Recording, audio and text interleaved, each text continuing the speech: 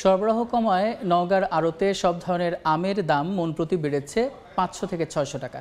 বিস্তারিত জানাতে শহরের আমের আড়ত পল্লীতে আছেন রিপোর্টার এমআর রকি। সরাসরি যাচ্ছি তার কাছে।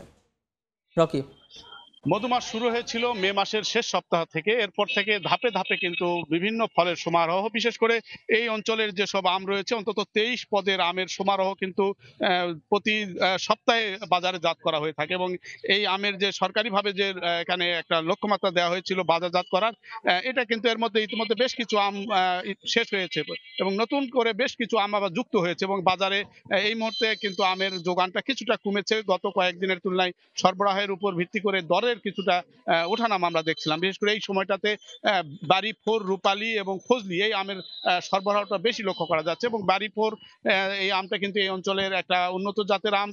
এছাড়া কিন্তু ফজলি আম, এই আমগুলো আমরা দেখছিলাম এখানে প্রকারভেদে যে দর গত সপ্তাহের ব্যবধানে প্রতি মনে ৫০০ থেকে ৬০০ টাকা পর্যন্ত যেটা ভালো মানের জাতের এই দামগুলো কিন্তু বেড়েছে। এবং আমের দর বৃদ্ধির জন্য কিন্তু এখানকার যারা ব্যবসায়ী তারা বলছেন যে আমের যেহেতু সরবরাহটা কমে আসছে, পাশাপাশি এবার কিছুটা বৈরী আবহাওয়ার কারণে প্রথম দিকে দর কিন্তু অনেকটাই কম ছিল, পরবর্তী ধাপে কিছুটা সরবরাহের ঘাটতিকে কারণ দেখিয়ে কিন্তু এই মুহূর্তে দর বেড়েছে। বিশেষ করে এই অঞ্চলের সবচেয়ে বেশি জনপ্রিয় আম যেটি, সেটা হলো আম্রপলি আম। এই আমে বর্তমানে বাজারজাত করছেন বেশিরভাগ এখানকার বাগান মালিকরা। এবং প্রতি মন বাজারজাত করতে আমরা যে দরটা দেখছিলাম, গেল সপ্তাহে যে রূপালী আম বিক্রি হয়েছিল ২৮০০ থেকে ৩০০০, সেটা কিন্তু এই সপ্তাহে এসে ৩৫০০ থেকে ৩৮০০ টাকা প্রতি মনে বিক্রি হচ্ছে। এবং এরকম একটি যোগান ওঠানামার কারণে দরের এক ধরনের আমরা ছন্দপতন দেখছি। তবে বর্তমান যে দরটি রয়েছে এই দরে আমের এখানকার যারা বাগান মালিক তারা বেশ খুশি, কিন্তু ক্রেতাদের দিক থেকে অনেকটা হতাশ প্রকাশ করছে হঠাৎ করে এরকম একটি বাড়তি দরের কারণে।